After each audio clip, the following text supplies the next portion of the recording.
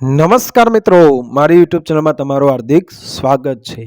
આજે આપણે વાત કરીશું કચ્છના લગા શેઠ અને પટેલની વાત વિશે.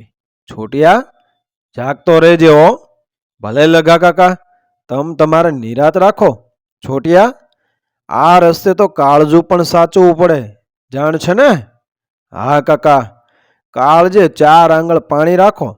હળવદનો છોટાલાલ આમ તો ખેડાવળ બ્રાહ્મણ, પણ બળુકા હૈયાનો, તોપના ગદડિયા જેવો લોંઠકો અને સીમ વગડે પડછંદા પાડે એવી હરમતનો આદમી. લગાશેઠ રાપર તાલુકાના એ મોડા ગામના વેપારી. રાપર તેદી કચ્છથી અલાયદો પંથક. લગાશેઠ નાના મોટા વેપાર કરે. વ્યવહાર બધો એને હળવદના પીઠા સાથે. હળવદ ઝાલાઓની રાજધાનીનું શહેર. હળવદનો દિનમાન તેદી અનોખો. લગાશેઠ મોડાથી માળના ગાડા ભરીને નીકળે. વરણુના માર્ગેથી રણ વટાવીને એ ટીકર થઈને હળવદ આવે. પોતે ખરીદેલ માલ હળવદમાં વેચે અને વળતા ફેરે હળવદમાંથી એ પોતાની દુકાન માટે માલના ગાડા ભરે. રસ્તો ભારે કહોબો અને આવતા જતા જોખમનો પાર નહીં. આથી લગાશેઠ હળવદના છોટાલાલને રખોપિયા કે રક્ષક તરીકે સાથે રાખે. છોટાલાલ સાથે કાકા ભત્રીજાનો ઘરોબો, એટલે શેઠ અને છોટાલાલને બદલે છોટિયા કહીને સંબોધે. આજે લગાશેઠે હળવદમાંથી 2 ગાડી ગોળ ખરીદ્યો હતો. બીજી ચીજ વસ્તુઓ પણ ભરી હતી. હળવદમાંથી નીકળતા નીકળતા સૂરજ આથમવા આવ્યો હતો. લગાશેઠ આગળની ગાડીએ 4 વળી ધડકી પાથરીને આડે પડખે સૂતા આવે છે. બળદગાડી ધીમે ધીમે ચાલે છે. સપાટ ભૂમિ ઉપરથી સુસવતો વાયરો ક્યારેક ટાઢા લેરખા ઢોળે છે અને લગાશેઠ ક્યારેક ઝોકું ખાઈ લે છે. ઝોકું ઉડે છે ત્યારે પાછલી ગાડી હાથમાં કડિયાળી લાકડી લઈને બેઠેલા એ છોટાલાલને ટપારે છે. છોટિયા એને ખોખારા મારીને હરમત દે છે. લગાશેઠને એકાંતરા મોડાથી હળવદ આવવાનું બને છે અને અઠવાડિયાના 4 દિવસ લગાશેઠને હૈયેથી રોજ મેળના પાના પર લખેલ હોય એવો બિકાળવો ઇતિહાસ વંચાતો જાય છે. ઝાલાવાડ અને કચ્છની બેવનમાંથી પસાર થતો આ માર્ગ ભારે કહોબો રહેતો. દેશી રજવાડાના વેરઝેર અને ખટપટનો ભોગ યાત્રાળુઓ કે વણજ વેપારના ધંધાર્થીઓ માટે જીવનું જોખમ. બંને મલકના બહારવટિયા રાપરમાં આશરો લે. કચ્છનો લૂંટારો ઝાલાવાડમાં જતો રહે એટલે પછી એને લીલા લહેર, અને ઝાલાવાડનો લૂંટારો રાપરમાં જતો રહે કે કોણ હું અને કોણ તું. નહીં રાવ કે નહીં ફરિયાદ. પ્રજા ધોળા દિવસે લૂંટાતી રહે. લૂંટારા બોકાહા બોલાવતા રહે. લગાશેઠના ગાડા ચાલતા ચાલતા ટીકર વટાવીને એ રણના માર્ગે થઈને રણમાં પ્રવેશે છે. ત્યાં તો રાત ઢળવા આવતી હતી. લગાશેઠની પાસે રૂપિયા ભરેલી વાહળી હતી અને 2 ગાડી ગોળ. છોટિયા શેઠ છોટાલાલને સંબોધે છે. સાબદો રેજો છોટિયા, સાબદો જ છો કાકા, મોજ કરો. છોટિયો એની ડાંગ સંભાળે છે ને પછી મરક મરક થાય છે. આપણે 4 આદમી છીએ કાકા, 2 આપણે અને 2 ગાડ ખેડૂઓ.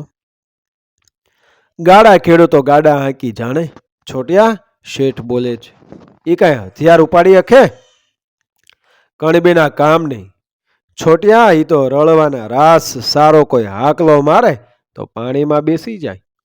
શેઠના બંને ગાડા ખેડૂ જ્ઞાતિએ કણબી. રોજના ભાડવાત. બળદો હાંકતા હાંકતા બંને જણા સાંભળે છે.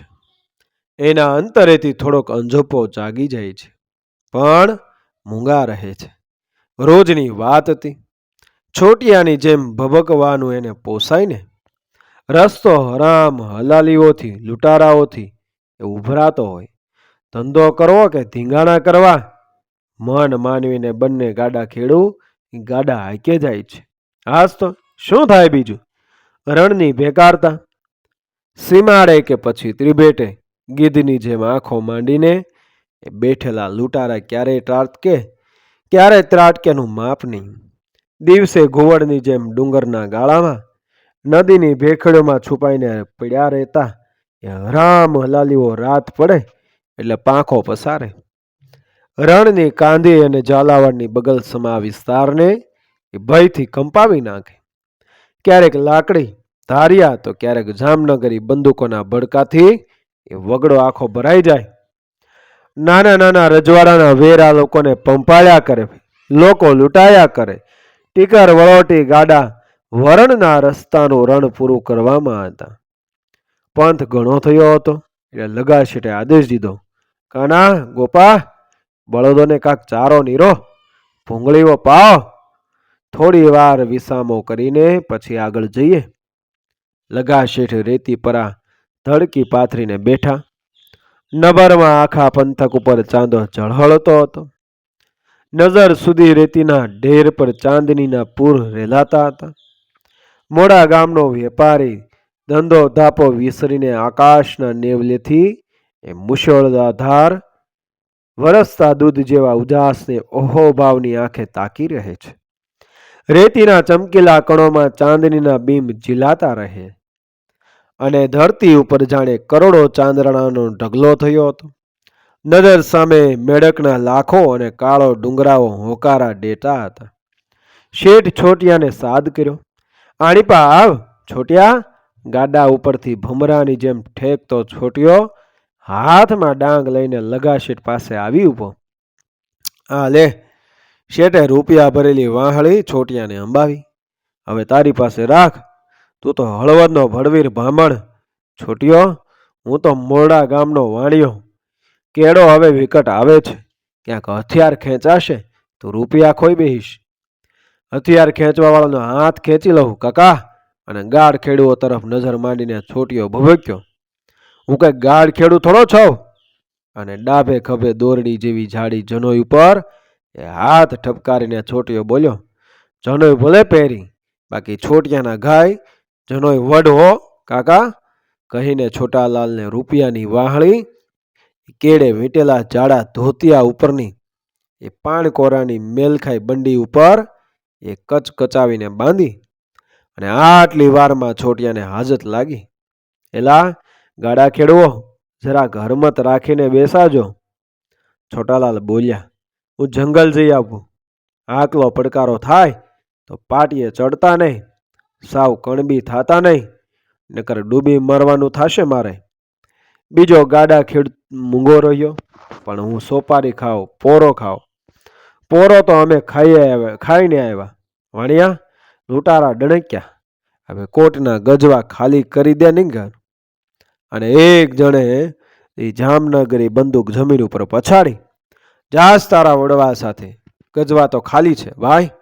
શેઠ કરગર્યા, હળવદથી ગોળ ખરીદ્યો, રૂપિયા નથી.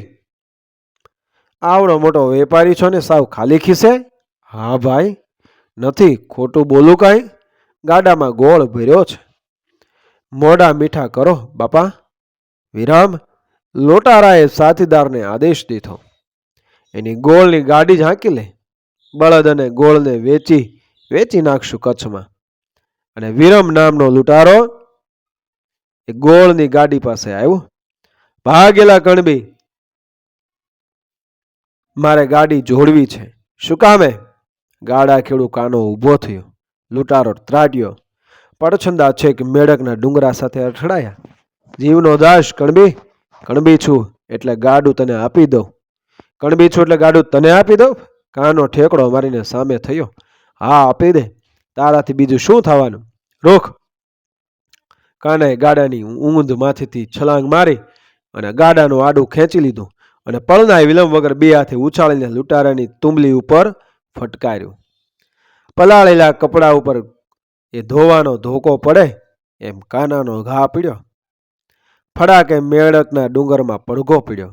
કાનાના એક જ ગાય લૂંટારો વિરમ ગોટો પોટો થઈને ધરતી ઉપર ઢગલો થયો. શેઠને ઘેરીને ઉભેલો બંદૂકધારી લૂંટારો કાના તરફ ઘસ્યો. કાનાએ ગાડાનું આડું ફરી વારમાં હવામાં ઉછાળ્યો અને બીજાને પણ વધાવ્યો. પહેલો ઊભો થઈને ભાગ્યો. બીજાના હાથમાં જામગરી ઠઠી રહી. દાગવાનો ફોડવાનો મોકો જ ન મળ્યો. બંને લૂંટારા ભાગ્યા. કાનો આડું લઈને ઉછાળતો હતો, લૂંટારાઓને બોથલાવતો હતો. લગો શેઠ આંખો ફાડીને જોઈ રહ્યા હતા. બીકણના હજાર હજાર મેણા જેને માર્યા હતા એ ગાડા ખેડૂ રણશૂરો થઈને એ લૂંટારાઓને ઘમઘમાવતો હતો. લગા શેઠને જાણે કહેતો હતો કે શેઠ, તમારા ચોપડાના પાના કોરા હોય તો લખી લ્યો, કાનો આજ એની 7 પેઢીઓના મહેણને વસૂલ કરવાનો છે. શાબાશ કાના. લગો શેઠ કાનાની મર્દાનગી ઉપર તાળીઓ પાડતા કૂદતા હતા. શાબાદ ખેડૂ દીકરા, તે તો આજે રંગ રાખ્યો અને આટલી વારમાં જ તો હાજતે ગયેલો છોટિયો પણ આવી ગયો. પાછળ બે જણાને આવતા જોઈને લૂંટારા મુઠ્ઠીઓ વાળીને ભાગતા હતા. કાનો એને છોડતો જ નહોતો. પાછો વળી જા કાના. છોટિયો ધરબાતો હતો. હવે પાછો વળી જા, એને જવા દે. પણ કાનો આજ મોતના માંડવે જઈને ઊભવાનો મનસૂબો કરીને જ બેઠો હતો. આખા અવતારના મહેણાનો એ આજ હિસાબ કરી લેવા માંગતો હતો. આગળ લૂંટારુઓ અને પાછળ કાનો. ભાગતા લૂંટારુઓને ખાતરી થઈ કે આ કણબી આજે જીવતા નથી છોડવાનું. એટલે ભાગતા એણે જામગરીની કળી સળગાવીને બંદૂકને કોના ઉપર ચાપીને નિશાન લીધું. આખા રણને ધમધમાટીથી ભરી દેતી જામગરી ગોળી કાનાની છાતીમાં બખોલ પાડીને આરપાર નીકળી ગઈ. લોહીનો ધગધગતો એ ફુવારો એ રેતીના પટ પર બલિદાન નામનો શબ્દ લાલ બોળ રંગે રંગાઈ ગયો. લગો શેઠ અને છોટાલાલ જ્યારે એ દોડીને કાના પાસે આવ્યા ત્યારે ડચકા લેતા કાનાએ બહુ જ ટૂંકા વાક્યમાં કહ્યું કે શેઠ, ગાડા ખેડૂ બીકણ હોય છે એવું હવે ક્યારેય ન બોલશો, બાકી મારા જીવને નિરાત છે. કાનાની આંખો હંમેશને માટે બંધ થઈ ગઈ. કાના પટેલ. લગા શેઠના ભીના કંઠમાંથી શાબાશી નીકળી. તે તો બાપ આજ ઝાલાવાડ અને કચ્છની ધરતીને કંકુના તિલક કર્યા. તને રંગ છે પાટલિયા. 4.5 હાથની ધરતીને રોકીને સૂતેલા કાનાને એ મેડકના ડુંગરા ધન્યતા ભરી આંખે નિરખી રહ્યા. અને પ્રકૃતિને એણે ધીમા સદે કહ્યું, કાના જેવા મરદને આપણે કાયમ માટે છાતી માથે રાખીશું. કેમ કે કાનાએ આજ નિર્જીવ આપણા પથ્થરોને સિંદૂર ચડાવીને પૂજાતા કર્યા છે. આજે પણ મેડકના ડુંગર ઉપર કાનાનો પાળિયો એની જવા મર્દીનો સિંદૂર ચમકાવતો ઊભો છે. મિત્રો, આ વાર્તાના લેખક છે નાનાભાઈ જેબલિયા. મિત્રો, વિડીયો પસંદ આવે મારી ચેનલ સબસ્ક્રાઈબ કરો, ફોલો કરો, શેર કરો. મળીએ આવી જ ઘટનાને પ્રેરણાદાયક વાર્તાઓ સાથે આગળના વિડીયોમાં. બન્યા રહો મારી ચેનલ સાથે. જય શ્રી કૃષ્ણ. રાધે રાધે. જય શ્રી રામ.